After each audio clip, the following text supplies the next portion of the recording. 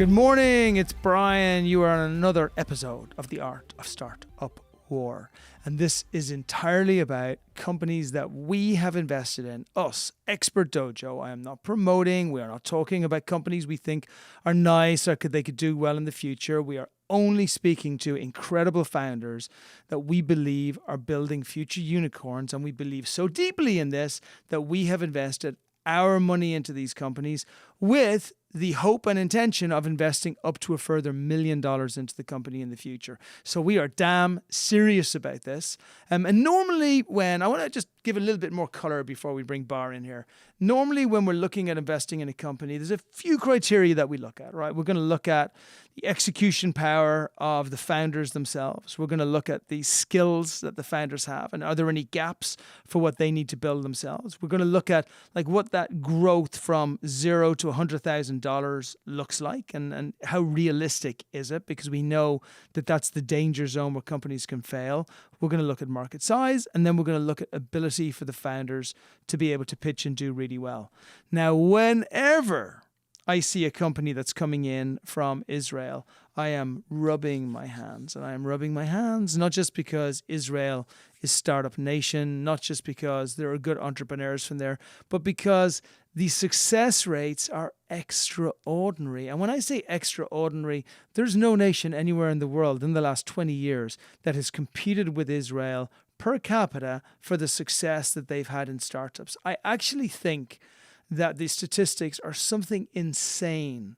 Like 1 in every 3 companies that are on the NASDAQ right now are either Israeli-led or there is an Israeli somewhere in the founder team. It's ridiculous. We're talking about a country with a couple of million people that are decimating other countries that have hundreds and hundreds of millions of people and even billions of people. So this has fascinated me for years, the psyche about how a group of people can have such phenomenal skills at being able to grow great companies, not just good companies, but phenomenal companies which are led by technology. So look, if it sounds like I'm a little bit biased, it's because I'm a lot biased. I believe that Israeli companies do and will continue to dominate the world stage as far as building unicorns are concerned. Bar is one of these people with himself and his great partner, Ori. Bar, welcome to the show, buddy. We're going to talk today about how we're going to take Vetch from where you've started it out to building that unicorn status. Sure. Thanks for the warm intro, Brian. How's it going? Dude, it was a long intro, but there's a lot to say. Yep. When you are right, you are right. I can't argue with you. When I'm right, I'm right. And so I love that. And just out of interest, before we kick into Vetch, how does that pressure lie with entrepreneurs as they're breaking through today? Because over the last 10 or 15 years, like the great thing about coming from Ireland is nobody's really done anything from Ireland. so my mediocre successes are actually huge. Yeah. But in Israel, is there almost an expectation that you're going to build a unicorn, that if you do a $30 to $50 million company, people like pat you on the head and say, oh, that's nice that you tried? Yeah. Well, I think it's something in the Israeli DNA that leads to this entrepreneurial blood. And, you know, if you'd ask me, I think that one of the main variables that affect us being entrepreneurs in our blood is the fact that everyone go to the army. Now, I know that it's not something that is politically correct to say in a way, but I think that being a small kid, you know, when you're 18 and they take you and push you without you asking for it, you just have to do it. It puts you in this situation where you need to adapt very quickly to difficult circumstances. And then you have to grow up very fast. Right. And you can find, and this is one of the things that I think that push us to these heights of entrepreneurial blood. And we see a lot of people, and also within the army, we're not just talking about, you know, a bunch of folks who go out and, you know, they carry a gun and because that brings a discipline with it on its own. But it goes further, especially when you start looking at units like the E210 and really strong specialized units, because really it's kind of the greatest college that has ever existed on the planet. Like, folks who come out of that unit have 15 degrees from Harvard or the equivalent of in their ability to be able to deal with whether it's cybersecurity, artificial intelligence, but literally areas where they start the course. They start with the 8200 and they're told you can never discuss any of this stuff we're going to teach you because it will never be in a classroom. The only place you will ever learn it is here. So that advantage has to be huge as well, right? Yeah, definitely. And it's something that you're doing, from day at night. This is how we're being educated since we are, on kindergarten and then elementary school. They always push this entrepreneurial narrative. This is part of the education system. And, I'm adding it to the rudeness of most of the Israelis. And the combination of those two ingredients create a very successful entrepreneurial potential. And I don't think of it as rudeness at all. I think of it as abruptness, because everybody's in a hurry to get things done which are worth doing. I think it's very similar to Spanish, and Germans are slightly different because they're not as vocal about it, but they think the same way. Their thought process is exactly the same. I always found it very funny the first time I went to Israel, and I suddenly realized that Israel is possibly the worst branding nation on the planet because everybody's so focused on building phenomenal products. It's almost like, well, hang on a second, do you want to take my perfect product that I built and build some fluffy, nice story around it to make it sound nice? What about if I just show you this great product? And so it's so focused on the purity of building what is required that it's almost the ultimate religion in my mind when it comes to startup. It's absolutely beautiful. And I think, yes, all of what we've talked about is a reason why we look at Israeli entrepreneurs when they come through, and we're incredibly excited by what can be built. And we also know that from our side of it, give me an amazing product and I will layer on brand to that product every single day of the week. So now, with that as being the basis that we're coming from, talk to me about Vetch and how you found Vetch in the first place, where the idea came from, what problem that you were trying to solve, and then let's talk about how we scale it to those dizzy unicorn heights. Yeah, sure. So the story is actually, I'd say it's pretty funny because we started as a B2C platform, actually. And it came from the reason, do you know this feeling where you sit in front of the TV and you're zipping and you're trying to find something that you like watching, but you can't? Mm-hmm. So it happened to me on YouTube. I actually like watching YouTube videos, as I'm a savvy gamer since I was a little child. And I always get this happening to me where I'm trying to find what to watch and I can't. And then I told to myself, okay, I'm looking for a video, but I can't find what to watch. Why not reverse this entire mechanism? Let the videos find me. And what happened is that, we were in the COVID era started and everybody were at home on lockdowns, and we told to ourselves, okay, there might be a big opportunity here. Everybody is at home. What are they going to do? They're going to watch videos, to look for content on the internet. And we actually started with being a meta platform that highlights and allows gaming enthusiasts to consume gaming content from all of the existing gaming platforms. And we started as a B2C platform. We created this platform that allows anyone to curate his own channel under a specific narrative. And, from the one hand, we have gamers that curate the content. On the other hand, we have gamers that watch the content. And we just started like a very, very small thing. And we actually saw that we get very crazy attention metrics, and the platform grew pretty fast. But we realized that we had a problem in scaling it, because you need a lot of resources to create a strong B2C and solid platform. But also because, just if you don't mind me interrupting for a moment, sure. What you had noticed is a very important shift in consumer behavior. Like, if we looked back, even 10 years ago, the consumer behavior was very straightforward. Like, a brand, Nike, would tell us this and we would believe Nike. Intel would tell us this and we would believe Intel. Hewlett-Packard would tell us this, and et cetera, et cetera. Like, these brands would tell us in very nice, shiny advertisements that they would put up at the Super Bowl and lots of other places. And it would say, Brian, you should be our consumer and you should buy from us if you're intelligent because of A, B, C, and D. And what's happened in the last 10 years especially, and it's accelerating every single year, is that brands no longer have that control. We don't listen to brands anymore. I don't buy Nike trainers because Nike tell me that their trainers are going to make me feel like a better athlete. I buy them because of Michael Jordan's got them, right? I buy them because an influencer is doing something with those sneakers, or doing something with that game, or doing something with that car, which to me feels like my higher level peer that I respect and like is doing it in a way that feels authentic and it feels true to me.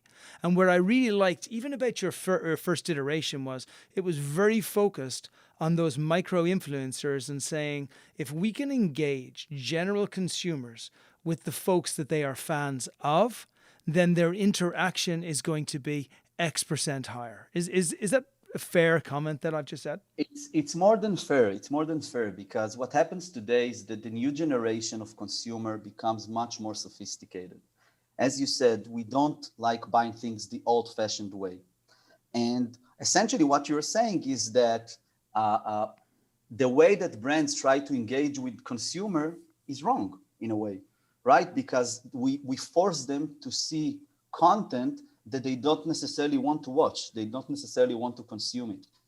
And through that idea, that background that I gave, we understood and realized that we might have been up to something that allows us to incentivize users and consumers of specific brands to become the fans of the brand through curated videos. Right. And essentially at the end of the day, through making them convert from a regular consumer to a content creator. So it's a very, very interesting thing. And we actually, our biggest client is Intel. And as we were working with him, one of the things that we realized is that by showcasing videos of small streamers, what happens is that those streamers are being converted into brand ambassadors. Because from their showcasing their creation is like, and be recognized with a huge brand, actually incentivize them to make more content for the brand and to promote it pro bono within their own private channels and affect their audiences to become also fans of Intel. So it's this circle, that you just need to ignite it, and from there it goes on. And this is our long run vision, to create a new way to convert fans, essentially consumers, to become content creators and later on to brand fans and ambassadors through creating a different conversion funnels. So instead of me getting this content that I don't necessarily want to watch, I'll make the content, I will create it, I will share it within the brand's website, and the website audience will get awesome content. And at the end of the day, when you ask what are people doing, what do they love? What do they share videos? They like to share videos that they created. They like to share videos that resonate. They like to share videos that they relate to. So, once you get to this point, you're at your end game. You're at the end game, and it's beautiful. And I love how you explained that, how you're turning the consumers into content creators, and you're turning the content creators into influencers, and you're turning the influencers into folks that have multiple fans underneath them.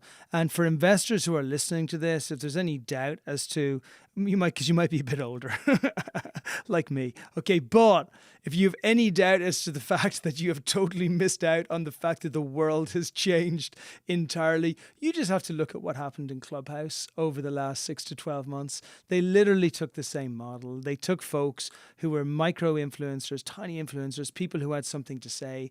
They then provided them with a platform where they could actually they could bring that points out. And then what happened was they then became so big that people wanted to see their content. And the commonality of everything was Clubhouse. And what's beautiful in how Vetch has moved forward is it's not even about bringing them just to the Vetch platform. It's about making sure that the brands can provide platforms for them as well.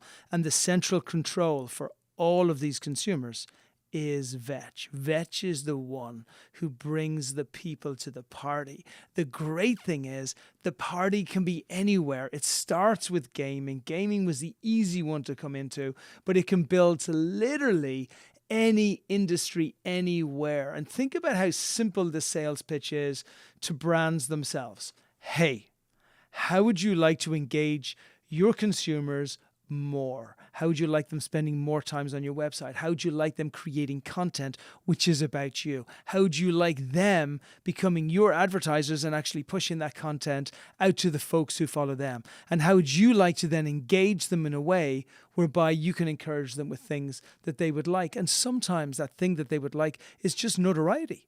It's not money. It's not tickets to the next game. It's just notoriety that people can see them in a place. And I want to talk about how you started this and you started to get fans engaged. You know, I remember one of the videos I saw with you where it was just awesome because we had this gamer and the gamer so wanted to build a relationship with Intel that they were almost doing an audition for a TV show. Like, I haven't seen anything like this since watching folks audition for Survivor.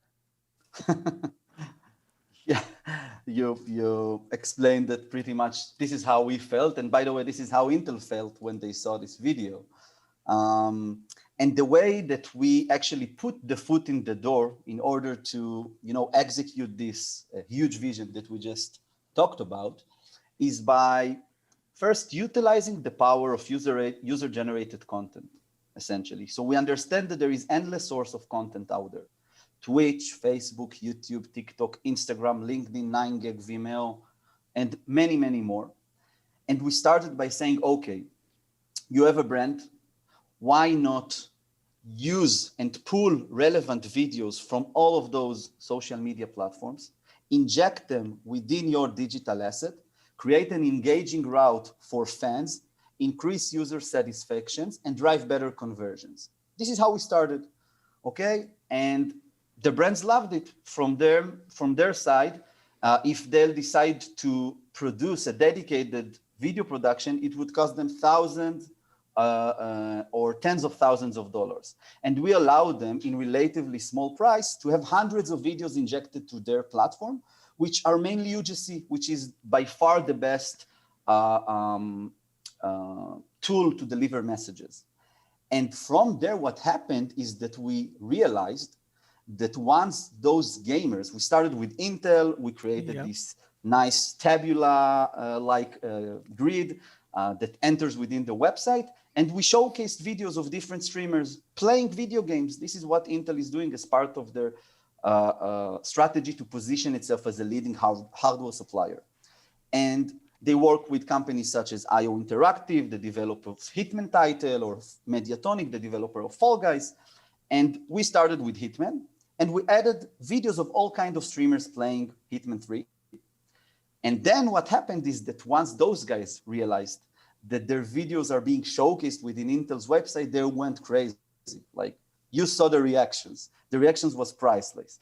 Because from there, those small nano streamers that have 100 followers, 1,000 followers, even 10,000 followers, they're relatively small. They're in an ocean of content creators, and all they want to do is, like, they grind to grow. They want to get bigger. And we gave them this possibility. And what happens is that in the eyes of their fans, they become like an idol, because wow, Intel chose you from all of those content creators to showcase within the website. That's crazy. And then what happened is that they started promoting Intel and Hitman 3 just because they have the slight chance that they might appear again within that showcase section. And this is where we realized, okay, we have something very interesting here. We know how to create this direct communication route between content creators to brands. And from there, we realized then, okay, if we can do it with content creators, why not do it with the consumer themselves? Make sense? It's perfect. And we're in an environment. It's not just that the fans want to be able to engage through content from the people they love and not from the people who are selling them products. It's also the people who are loved want to be loved by more people. There's an addictive quality to every piece of the platform that works for everyone. We have brands that need to change, that like they need 20-year-olds running their marketing, not 40 or 50-year-olds, because they need to speak to the right audience. You have influencers who want to become hyper influencers. They want to become the maximum out there. You have folks who are consumers that want to deal with those influence. And what you're doing is you've built this flywheel to put everybody in there. Let's talk a little bit about traction, and let's talk a little bit about how you built it up. Very, very, very impressive. I know for us, when we made the investment decision, a big part of it was just the fact that you managed to convince Intel, which is obviously a huge company, to be one of your first clients. And I know you've now had more companies that have come on board since then. Talk to us a little bit about what that looks like as you are building the product up, and then where it goes from here, both to getting to multiple clients and then build it up to 100,000 a month, and then possibly even up to $1 million a month within the next few years. Yeah, so as you said, right now we are working with Intel, with a bunch of other clients in the gaming industry, IO Interactive, Mediatonic, and we're actually expanding to other verticals as well. So we are cooking 2 very interesting deals right now that hopefully will be closed in the coming weeks. And we actually, the next milestone for us is to get to the 100K ARR, and we believe we're going to achieve it by the end of October. We are planning to have 10 brands, I'd say, by the end of the year. This is where we're aiming right now. And I think we're in a very good way to get there.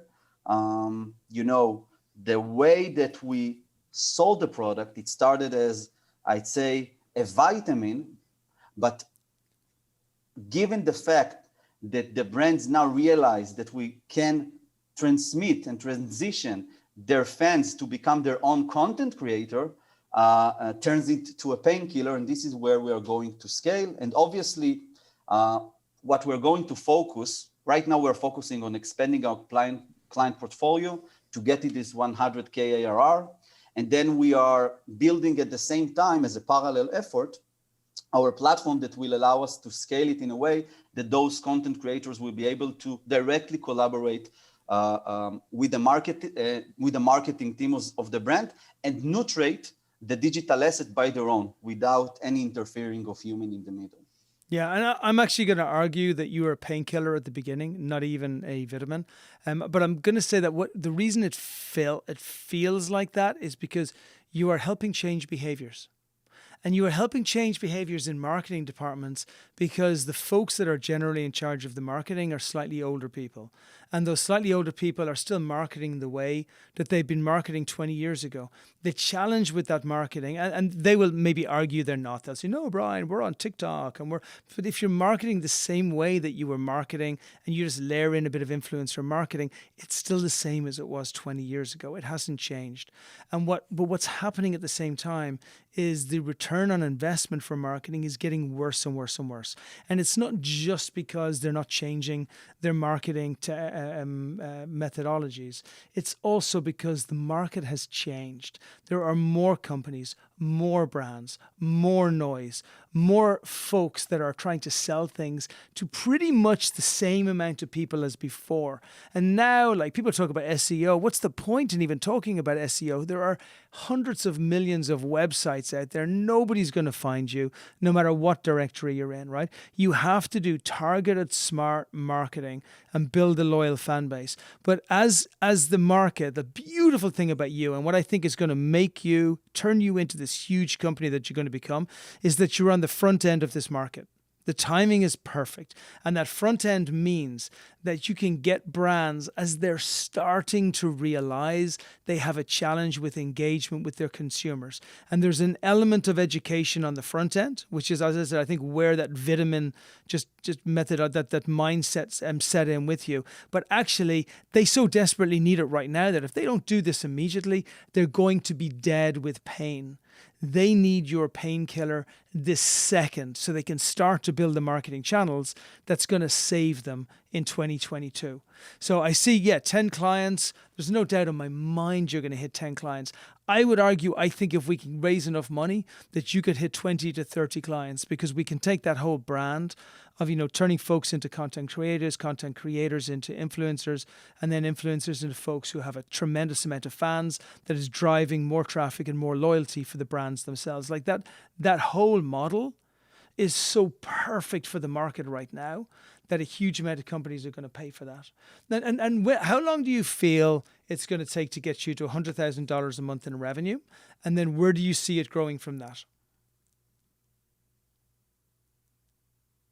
So getting to the 100K mark, I think that it will take a couple of months. Hopefully, if those two deals I was talking about, one of them is going to be closed 100%. The second one is still cooking. Once we get the third Fortune 500 company, it's important to say that those two clients are Fortune 500 companies.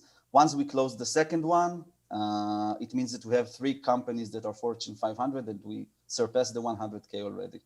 Excellent. So phenomenal, and you're in good shape. And what about raising money? How much money are you going to raise, and what type of valuations are we talking about? So we are aiming to raise $1.5 million in a $6 million post-money valuation. We're fair. actually aiming somewhere between September to October because we want to close those 2 contracts and, strengthen the position a little bit and come with this 100K ARR mark, which we think could help us push this valuation a little bit higher even. But this is pretty much where we aim. Yeah, no doubt in my mind. And then that 1.5 million will help you do what?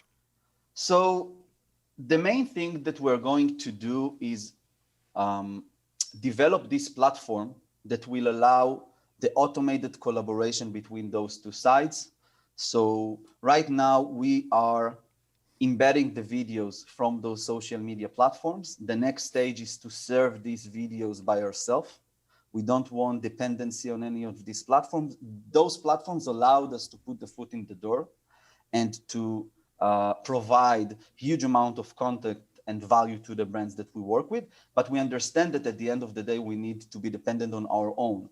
So once we get this money, we will create this platform that allows the consumers to serve the consumers or the content creators to serve their video through us and to measure later on how they perform, to see how many likes they get, how much engagement they get. And from the brand side, to manage it in a very, very easy way through dashboard and automated platform that allows them to pick what content to use and automatically upload it to their sections within their digital assets. Wonderful. And then, so I spoke a little bit about the team earlier on, but let's just go back to the team for a second, and then we're gonna look at the product and the product metrics so that we have all of that tied up. But talk to us a little bit about especially the technological expertise of the team and who's building what and who fits in what area and what's Ori doing and who else do you have there helping you?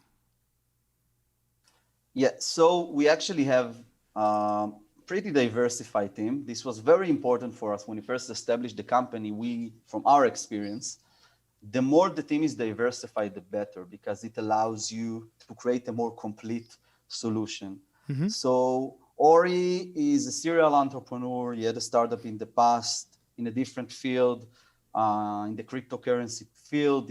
He created this algo trading company, and they raised $500,000. Unfortunately, couldn't find the product market fit. But he's a true expert in the field of developing AI products. Like, this is what this guy is doing all his life, developing complex machine learning models. He worked in a company called First Media, which is a huge marketing company. They work in the US, and they built their entire data infrastructure and data science department from scratch, essentially. And he's responsible for our technology. We did not discuss about it too much, but at the end of the day, our tech is, when we serve those videos within the digital asset of the website, they are being personalized. So there are 2 rounds of AI. First is how we pull the videos, and then how we make it personalized to the end user in order to maximize the results.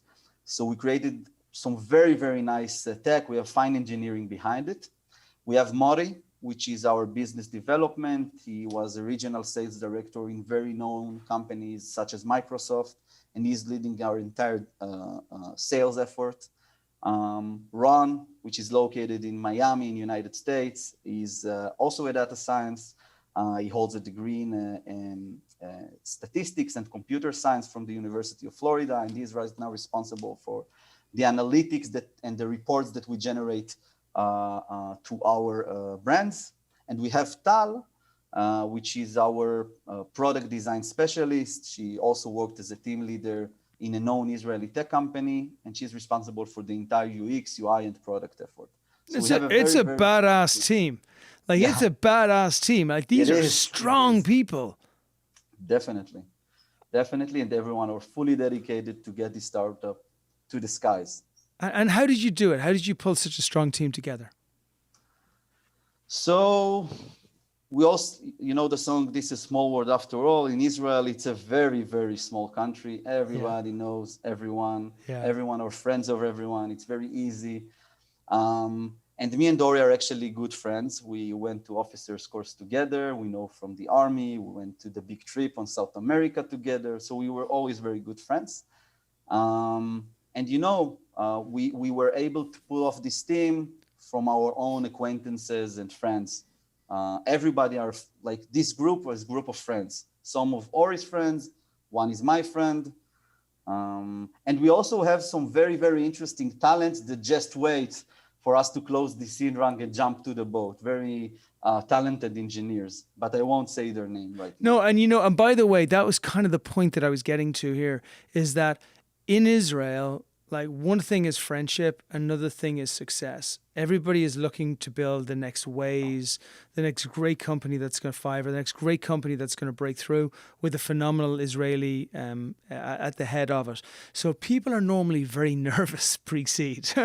They're like, we support you, but we're going to support you more as soon as you raise a ton of money, right? But right now we support you as your friend and we'll go to the bar. Yeah. So the fact that you got such a strong group of people pre-seed to come in and actually then immediately come in, and then the fact that you managed to get on such large corporations as clients, again, while you were still developing and building the product, it speaks volumes about what this company can do. And I think I'd like, if we kind of focus the last 5 minutes or so on the product itself. I want to, because I believe this is why so many folks want to be around you and they want to get involved. It was definitely why we got involved. And when I talk about the product, I mean the technology that sits behind the product, like what you're doing, why it's so difficult to do, how you actually are then using and building your own specific algorithms, your own specific technology to facilitate the videos that people are doing and have them being passed around to different places. But more importantly, being able to take out the important information from that and whatever is of use, and then using it for the brands. So take us through a 12-year-old's description of the most intricate and details and most difficult technology to build that's out there. Yeah, I will definitely try. So I'll try to keep it really on the elementary level. At the end of the day, what we do, as I said, we pull those videos and we inject them to brands in a personalized way to create a personalized experience to the end user. And the way that we do it is, first, we created a mechanism that allows us at the beginning to scrape the net, essentially scrape the big social media platforms and find videos that we classify as candidates. And we do it with our AI that knows how to find those videos. There are many variables that nutrient this AI model. Just for example, the likes and dislikes ratio, the comment sentiment, the amount of views, the upload date, and many, many, many, many more. And from this, it allows us to omit 99% of the garbage. And then we get this 1% that is relevant for our brand. And then it goes through a moderation process, an automated moderation process that allows us to filter the videos and see what videos are classified as legit videos. And then there is a dedicated video library that is being created. Now, this is where the AI kicks in. So if I take Intel, for instance, they have a dedicated library that keeps growing every day of videos from the internet. And the AI knows how to pull the videos from the libraries and position it within the different places that we own, the digital real estate that we own. So in Intel's website, we have 3 different sections. 2 more are coming next month. And then the videos are being matched to the end user. And the way that we do it, it's important to say that we are cookieless. We are cookieless because we understand that today is a very complex world. And you know, when you collect too much data, you're in a problem. And it also creates a very, very easy integration process. You know, from the other side, oh, you know how to personalize without collecting any data? Cool, I'm on. So what we do is we know how to classify the videos and put another data label. And we know how to match between the relevant video to the relevant user. So we know how to take the user agent, which is more on the basic level. But the more important thing and interesting is how we analyze the behavior of the user. So if we have a showcase section that is consisted of 8 different video spots, and the user lands there or gets there through navigation of the website, and then he watches a specific video, then he goes to the other video and clicks and moves to the next level of the funnel, we analyze it. We analyze the entire behavior of the users. And then it allows us, once we learn the audience good enough, to pull the right video in the right time in order to convert him to do a specific action. For instance, Jonathan from Wisconsin entered between 10 to 12, and we know that videos that are 15 seconds long with blonde hair and a beard will increase the probability that he will click in a specific time. And this is, you know, in a kindergarten's level, how it works. And this is incredibly difficult to do. This is where the genius comes into it. And then again, as investors, this is what we invest in. This is the moat, the difficulty of putting this together, but in a way that brands understand. They're like, I want that. Like, I want that if there's a ginger guy who happens to have a mustache and that person playing a game for exactly 14 seconds, which is going to bring up a monster that's exactly this size, who comes in behind, about to strangle a young lady who's going to be the hero of the game and fight back again. Like, that's the money. That's the one that's going to get us the most amount of people that are going to buy stuff from Intel or whoever else it's going to be. That's the gold, right? That's what you do and what makes it so important. The functionality about how you create these influencers and what happens with those people, that's all just a really smart business model and a great product fit to make us investors feel that you have users that are going to want you. But the key to everything you're doing is the incredible technology and the AI that you've built in on the back end to make sure that you are 5 steps ahead of everybody else. And nobody can do this. And this is what makes the marketing companies your clients and not your competitors. Yep, you summed it up pretty nicely. I'm a convert. I love what you're doing, and I love what you're building. Now, here's where I would like to finish this time, because I don't want to leave this piece out. As much as I love the technology piece, I want to talk about the road to becoming a unicorn. This is now where investors are listening, and they're like, Brian, easy. We get it. It's a great product. We understand the entrepreneurs, great team, rockstar team. We understand the market they're going after, great market. But and we even understand how much money they need to raise. But what you haven't told us is what's that road to becoming a billion-dollar company? Like, how do they go on that road? How many clients are they going to need? How many of those clients are they going to take on? How long does it take them to get to $1 million a month in revenue? Can this business even do $10 million a month in revenue? Talk to us about the journey, and then at the end of that, give us your contact details so folks can get in contact with you, Bar, and also details of the website so people can go there too. Sure. So first, it's important to understand that we are walking in an industry that keeps growing, and utilizing this power of user-generated content to nutrate brand website is only the beginning for us. And as I said, we want to change the entire approach in the way that brands engage with consumers. We think that the way that it's being so far is wrong, and we don't want those brands anymore to force users to consume content that they don't necessarily want. And we believe that we'll be able to hit the $1 million ARR somewhere in the middle of next year. This is where we are aiming. And we're going to do that. By then, we're going to have already a fully platform that is developed that allows us to scale. Because right now, what the only missing part in the puzzle is the platform that will allow those brands to collaborate directly with the consumers. This is what we are working on right now. Right now, we have the automation process that allows us to pull the videos, inject them to the website, and improve the performance metrics. Once we get there, the scale is going to be huge. And in 3 years, hopefully, we're going to get to the point that we will have 25 million ARR easily. Incredible. And that's all we need to say, because there's no end of companies, there's no end of brands, and there's no end of people who want to become famous, and there's no end of content creators. Actually, it's the opposite. It's the beginning. So the market size is huge. Bar, how can folks contact you? So you can contact me by email. My email is bar@vetch.tv. I'm available. We are very responsive, and we'd be happy to answer any call. Wonderful. And it's .tv and it's VETCH, right? VETCH.tv.